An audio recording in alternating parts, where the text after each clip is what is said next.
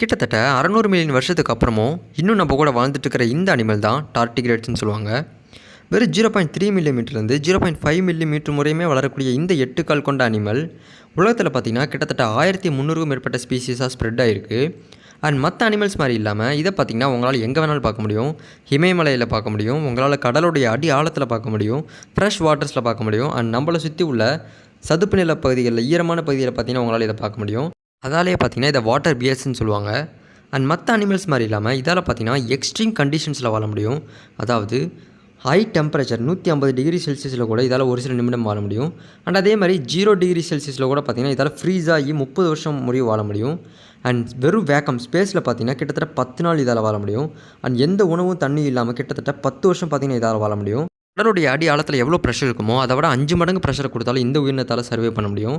So இந்த அனிமலை பற்றின ஆச்சரியமான விஷயங்களை நம்ம டீட்டெயிலாக இன்னொரு வீடியோவில் பார்ப்போம்.